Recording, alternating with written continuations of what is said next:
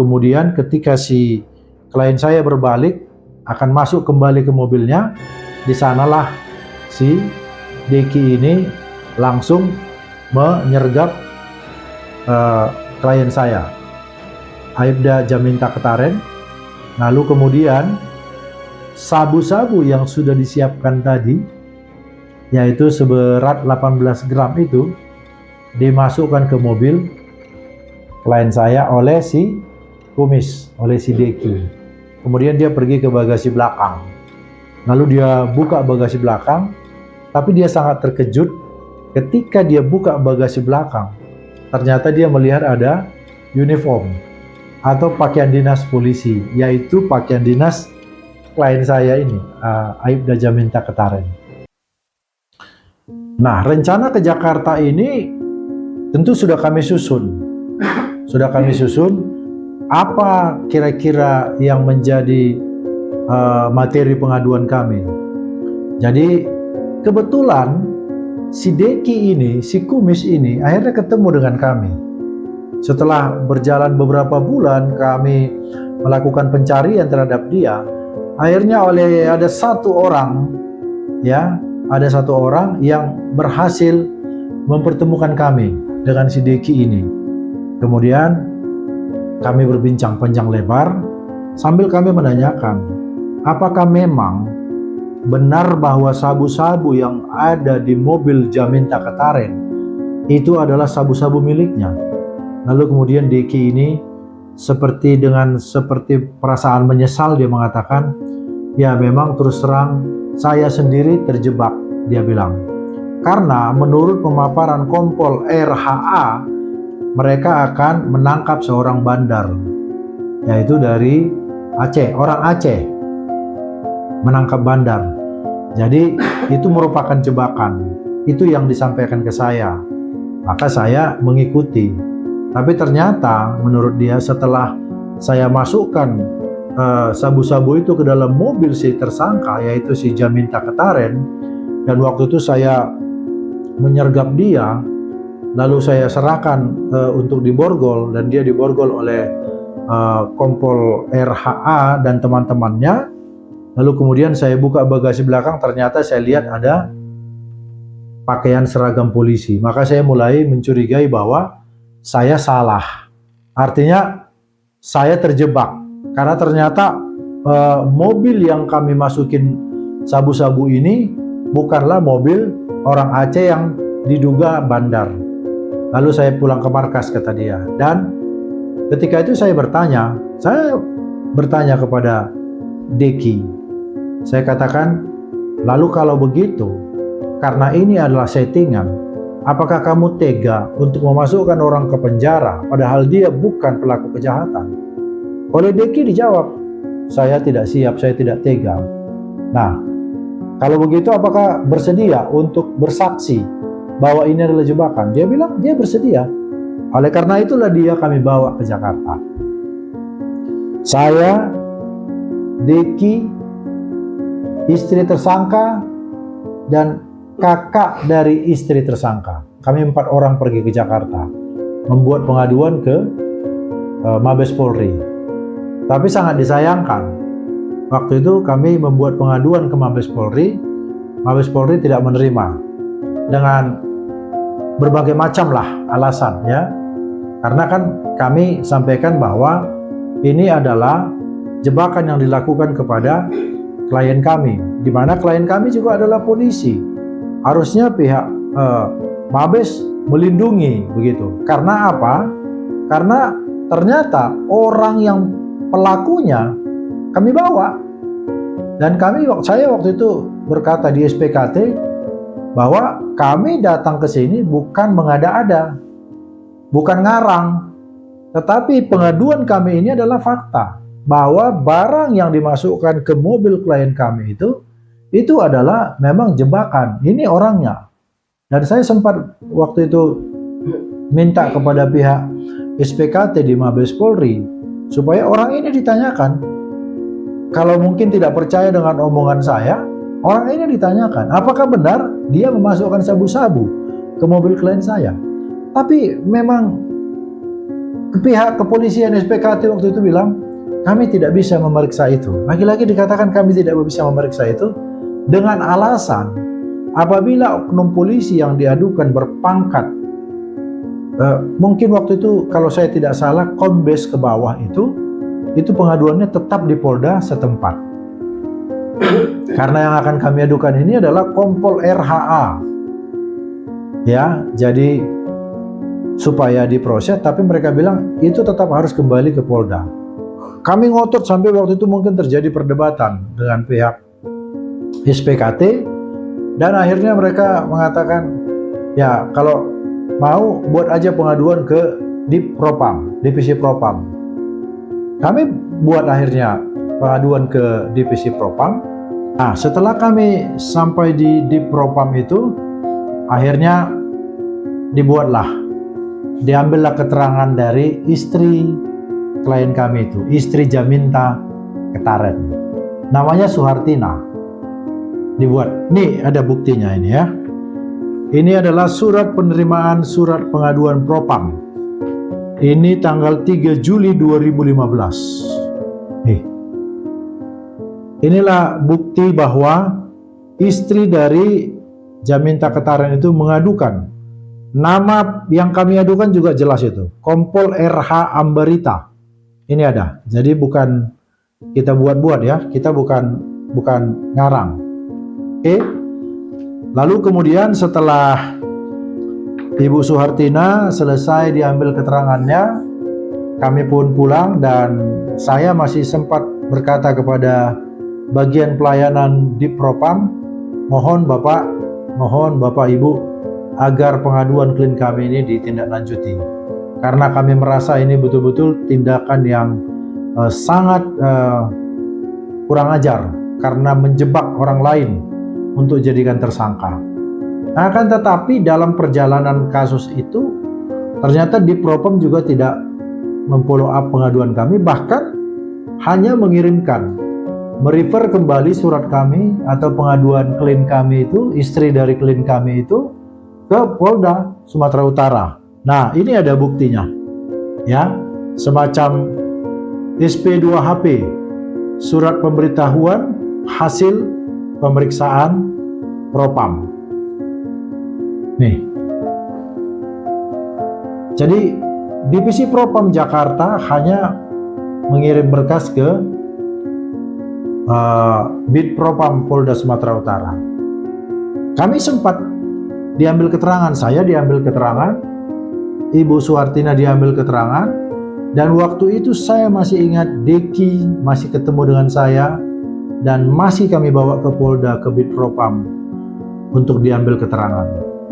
Tapi ya seperti itulah, proses juga tidak berjalan. Nah, saya kembali kepada perjalanan kasus dari klien saya Jaminta Ketaren ini. Dalam persidangan itu kemudian karena saksi dari kami yang meringankan itu hampir tidak ada, meskipun sebetulnya ada satu saksi lagi saya baru ingat yang bernama Musnir Sembiring.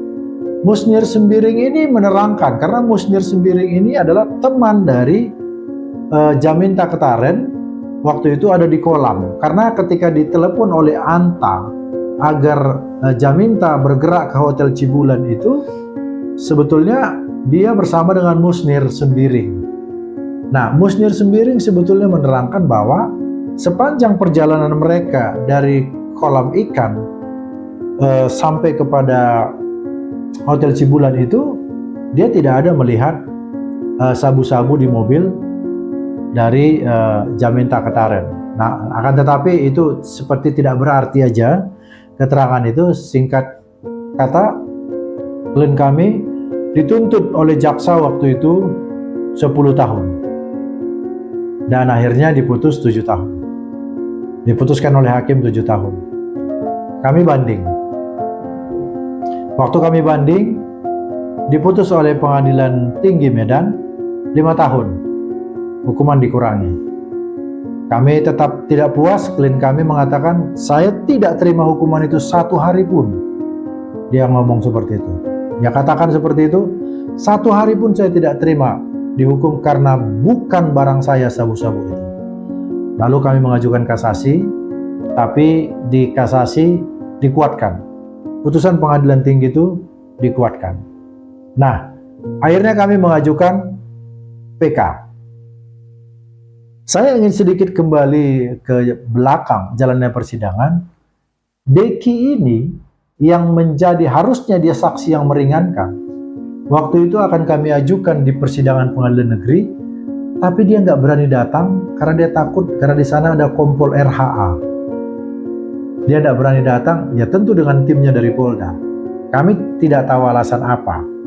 Ya kemungkinan aja mungkin ada settingan-settingan tertentu untuk menangkap mungkin si Deki ini. Lalu kemudian dia tidak berani datang. Tetapi pada tahap pemeriksaan PK, setelah perkara itu kurang lebih berjalan 1 tahun, pada tahap pemeriksaan PK, kami bertemu dengan kami bukan bertemu tetapi kami berhasil berkomunikasi dengan dia agar dia bersedia untuk menjadi saksi yang meringankan dalam pengajuan PK. Awalnya dia sudah menyetujui, tetapi sangat disayangkan last minute, ya di menit-menit terakhir ketika kami akan datang ke pengadilan negeri, karena kami sampaikan kepada hakim yang memeriksa permohonan PK itu bahwa kami punya bukti baru, yaitu saksi yang bisa menerangkan. Tetapi saksi ini, Deki ini tidak bisa hadir dan akhirnya tidak bisa kami hubungi lagi. Jadi kami akhirnya pasrah saja dengan berkas yang ada ini, kami ajukan ke tingkat PK. Dan saya masih ingat waktu itu saya sempat ambil pernyataan dari Deki yang menyatakan bahwa benar dia pelakunya. Nah, pelaku yang kami maksudkan di sini tadi adalah pelaku yang memasukkan sabu-sabu itu ke dalam mobil. Kemudian dia menerangkan bahwa betul dia yang memasukkan barang itu ke dalam mobil, sabu-sabu itu ke dalam mobil. Dan waktu itu saya berpikir saya harus ambil momentum ini dan saya minta kepada Deki agar kalau memang benar supaya dia membuat surat pernyataan, dan dia berani dan dia bersedia karena memang hatinya memang tulus untuk membuka masalah ini. Ini ada surat pernyataan yang dibuat oleh Deki bahwa memang benar mereka memasukkan sabu-sabu itu. Ini tanda tangannya.